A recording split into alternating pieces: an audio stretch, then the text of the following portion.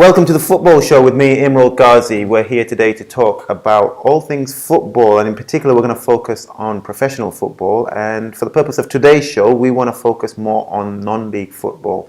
And with us today to talk all things non-league football, we've got a special guest. This is a gentleman who's been involved in the local community, familiar to many of us, a legend of the East End football scene, and more importantly, very familiar with those in the professional setup back home in Bangladesh. Now, his journey in football has been one of, how can I put it, of endeavour, one of graft, and it's been one of experiences that I want him to share with us here today. So on my left, let me introduce Mujahid Hussain. Welcome to the show, Mujahid. How are you? You all right? I'm good. Yeah, good to have you on the show today. Like I said, we've talked already a bit off air. What I want the viewers to know about you in particular and your journey in non-league football. I think many people know about your experience in grassroots and within Tower Hamlets and up and down the UK, how you've helped grow Asian football. But non-league football is one of the lower pyramid of football, step 5. You're instrumental in Sporting Bengal's early days, and in terms of bringing in players and their journey from community football into semi-pro football. So just let's start at the very beginning in terms of where your football experiences started from Tower Hamlets and how you got involved with non-league football. My football journey started when I was 10 years old in Gat, in Chickson State, Gat. We used to play 4 hours football a day. Every day we had nothing else to do, just play football. When we were 16, we won a lot of tournaments, played for Tower Hamlets. Then non-league football came in through Sporting Bengal. So do you want to say how we got to Sporting Bengal? Or, yeah. Tell me how you got involved Sporting in Sporting Bengal. Bengal. We like playing for different clubs. Everyone is playing for different clubs. Mohammedans, Newarks, Shadwell. So everyone playing for different club. We all joined the Asian League. We played in the Asian League, but individually we could not win Asian League. We couldn't.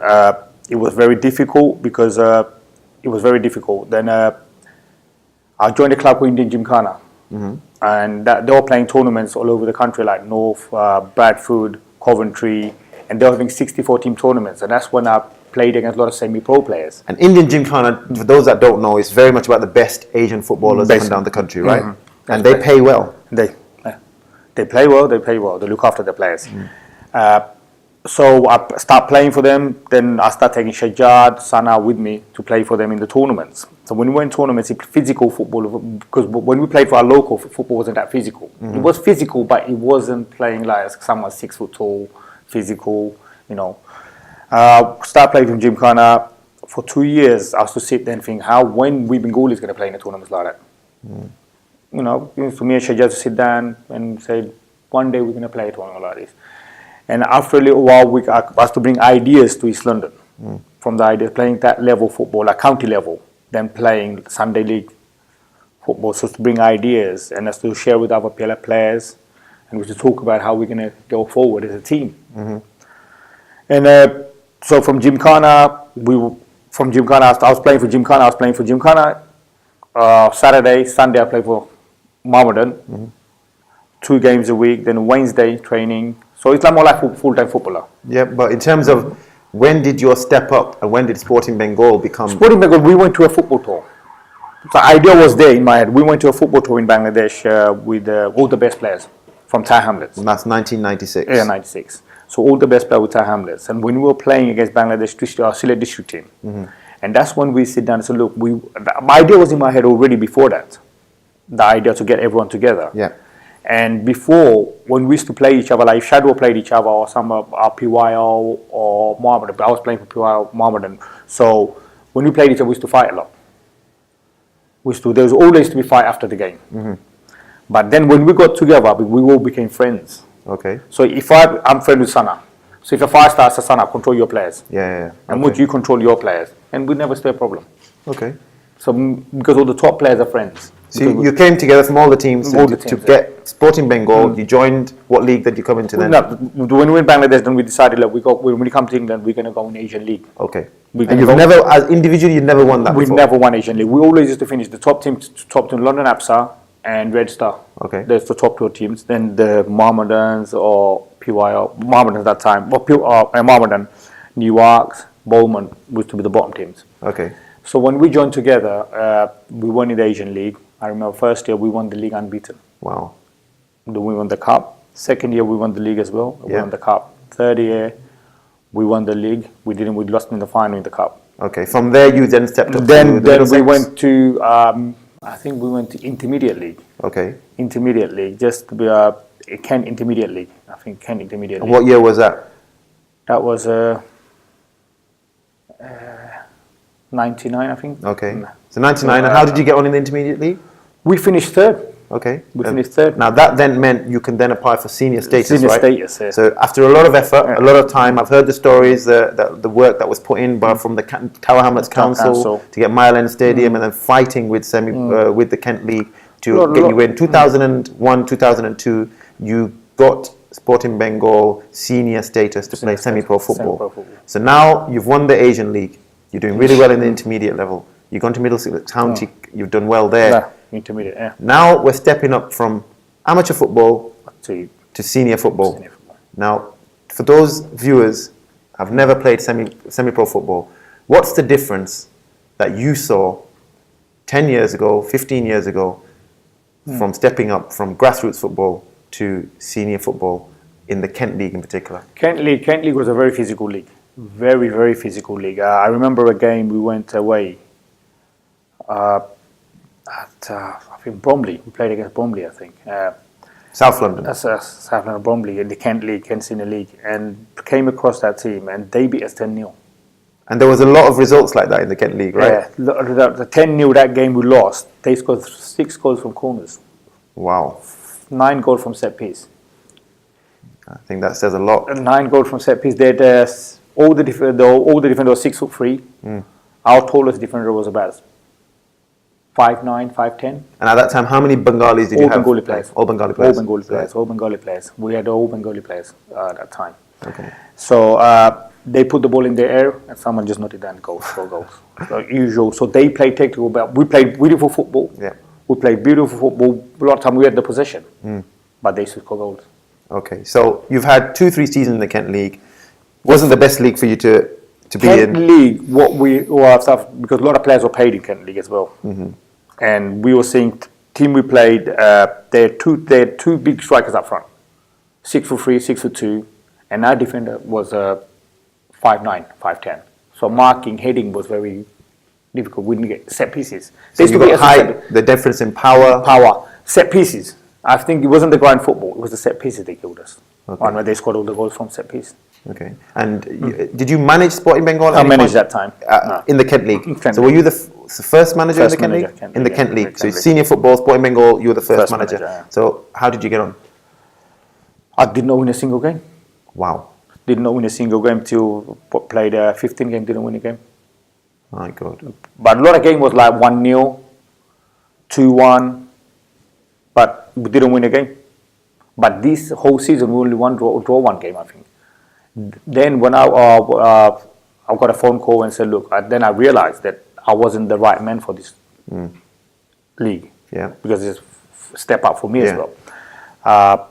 After I left, they did bring in players. They did bring in a lot of players. 6 players. They get a paid manager, paid players. Half of the Bengali players are gone. Okay. So there was. Was the players that left, did they leave of their own accord, or were they pushed out? I think they were pushed out because they wanted to bring someone physical. They want to bring someone 6'2", 6'3" in the defense. And how did that manager get on? And I think he got about 7 points in the whole season. So it wasn't much difference. Yeah, exactly. Okay. But so then again, I played as a player. I Right. left as a manager, but I played as a did you player. learn anything from that one season there before, and then for the next season, you said you only picked up 7 points. So how much did you improve? Money. Be straight. You need money. You need money because you can build a team, but when you go to that level, semi-pro, if you want to go to pro, you need money because you look at a lot of clubs in Essex Senior League, Kent League. They want to win. When they want to invest money on the league, when they want to win a league, they invest a lot of money. They invest a lot of money. They will invest money on a striker. They will money on a defender. They will invest 20,000. They will pay the players to win the league. So it all comes down to money. Now you can see in the Premier Division same. Whoever wants to win the league, then will get the best manager. They'll pay whatever it costs the best manager, then will get the best players. Yeah, okay. So all it comes down to money. Wow, interesting. All right, we want to put a step in terms of your own journey in football. You mentioned you're a footballer as well as being a manager. But one thing I want to learn more about, your football experiences in Bangladesh. You played at the pro level in Bangladesh also. What club was that, and how did you find that experience? I played for Glorious in Sylhet, 93. So now, Glorious, what does that mean? Who is Glorious, and what? Glorious is, explain the levels. They are a professional club in Sylhet. They're one of the top clubs in Sylhet, in the Sylhet League. Okay. Sylhet League. Then I played in Dhaka for Albani for a trial. Okay. So Sylhet League was good. It was a very good experience. And how long did you do that for? I was there for 3 months. Okay. 3 And months. you were paid and everything? Paid and everything. Okay. And how did you manage to get that trial? Is that through your links in Bangladesh, or did they watched me play against them, and they just Okay, this is in 1996. not 96, 93. 93. 93. Okay. 94, sorry, 94.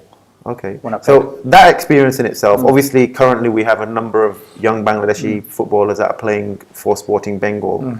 How important is it for them, if the opportunity is there, for them to maybe try to go and showcase their talents in Bangladesh?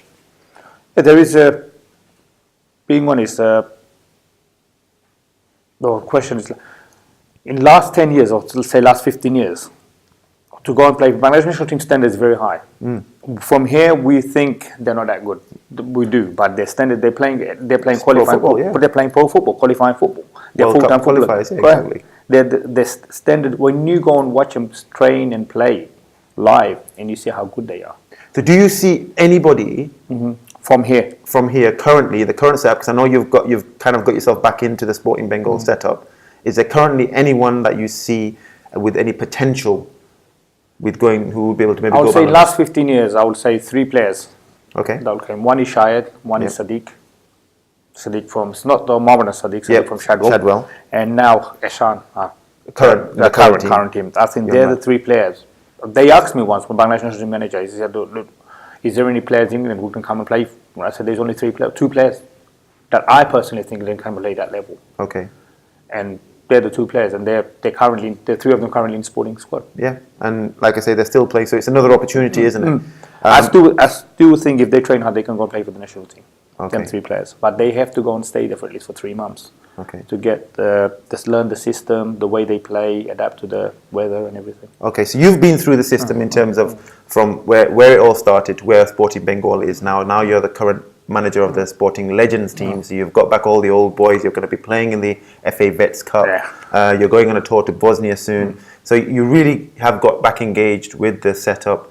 And lost a lot of weight as well. Yeah, exactly. So you're working hard to get to where you want to be. But if there's any advice for the current Sporting Bengal players that will be watching this show, because obviously, like I say, you're very respected within the community, within the football setup. And for myself as a Sporting Bengal manager, current Sporting Bengal manager, what advice would you give, not only to the players, to the management, but also to the MC members at Bangladesh Football Association who kind of oversee everything? To the players, I would say, if you get time, get 2 hours, go and play downstairs or go to a little pitch and play, control the ball, play with the ball. Because when you go to training, like sporting training, you train with the club. You don't get to train with the ball. You do a lot of free kicks by controlling the balls against the wall or against the wall, kick the ball pass, body positioning. Do this for an hour. Left foot, right foot, you improve. Personal development, right? Personal development. Okay. It's very, for everyone. It's very, I do that myself now. Yeah. Well, in terms of the way the club is run, now you've seen it for the last 20 years, have we improved? Have we progressed? Have we improved as Sporting?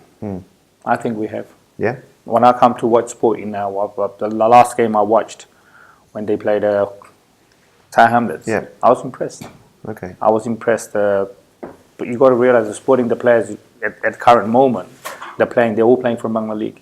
They're all playing for Bangla League. They're not a single player. I don't think paid players. No, we don't. No paid players or players gone.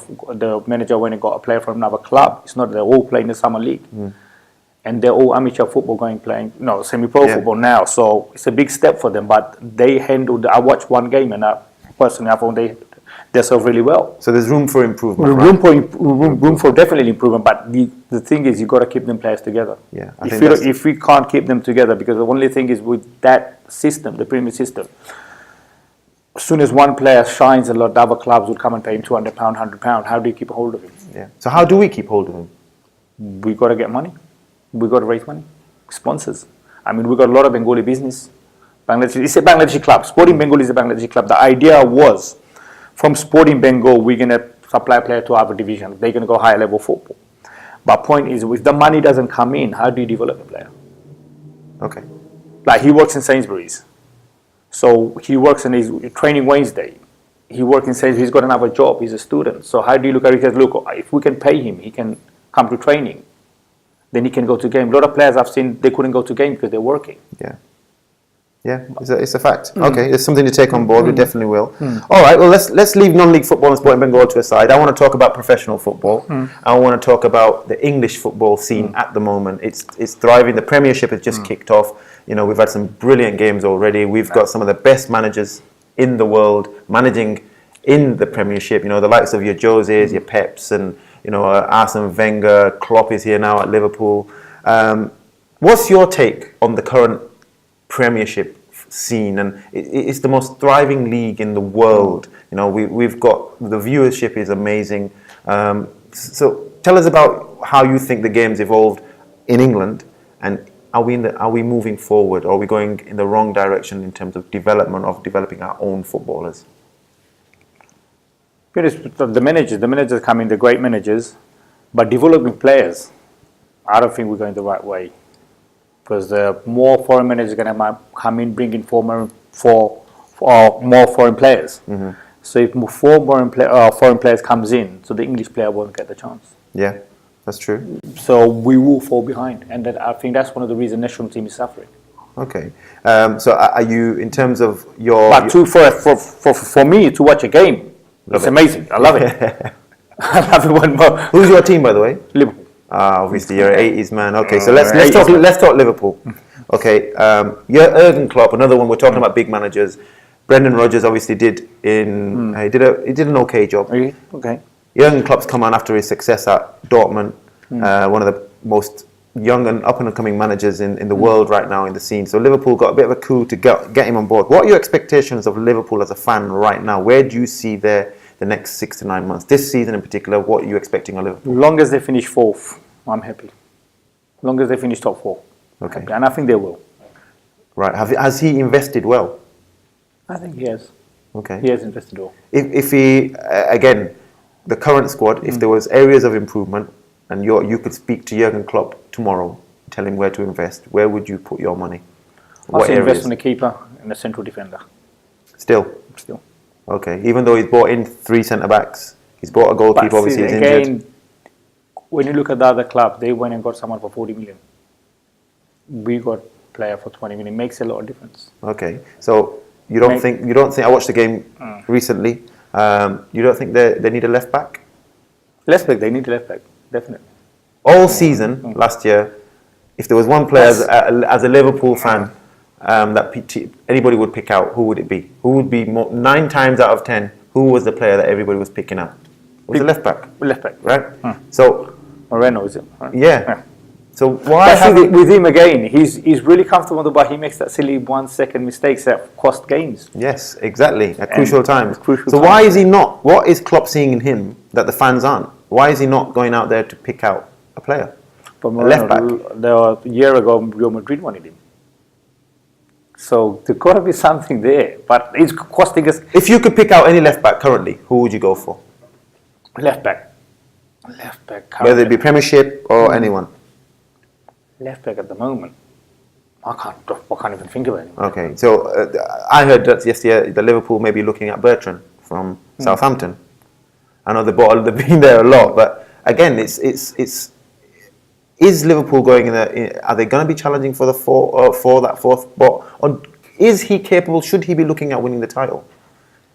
They beat the champions. Winning title is difficult. But then again, this year fourth, because the reason I would say they'll finish fourth because They're not in the Champions League. If they were in the Champions League, they probably wouldn't finish fourth. Okay. But I don't think they have the squad because there's other team who invested very well, Man City, Man United. Then you got Liverpool as the third, and then you got Tottenham, Arsenal, Yeah. other clubs. And, All right. On the topic of professional football and where our players, let's say the players that are playing currently at Step 5 and in non-league in Essex Senior League, there is obviously a big, massive gulf between Step 5 football or non-league football and professional football. What advice would you have for those players and people watching out there now who are aspiring footballers who are looking to become professionals or even play slightly lower than that, Step 5 and above? What advice would you give them? And if there was three, maybe four things that they could go away and work on to help them achieve what they want to do, what would they be? I say, never give up your dream.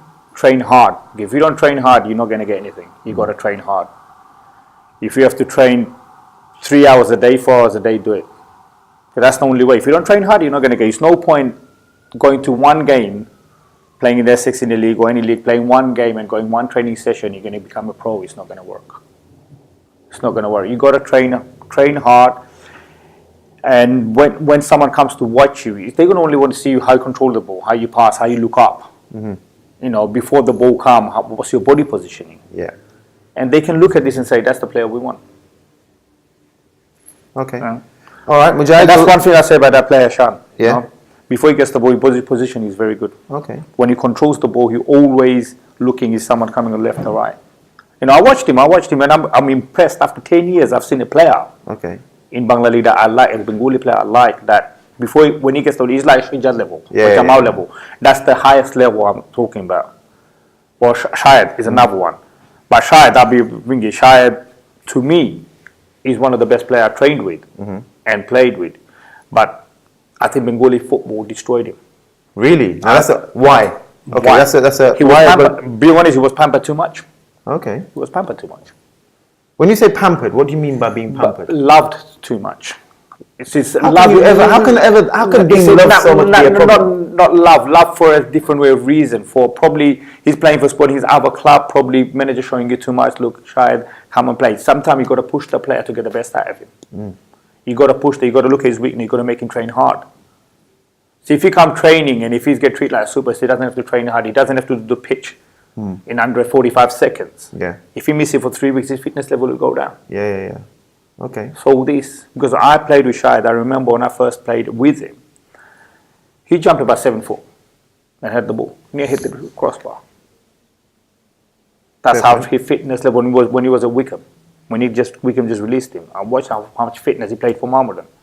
But then again, when he moved from Mahmudan, he wasn't the same player. And to me, such a waste, because I could have seen him playing for Bangladesh national team. Really, as good as that? That's how good he Wow. was. Because when Shahid played for me in Bangla League for Mahmudan, and we won the league that year.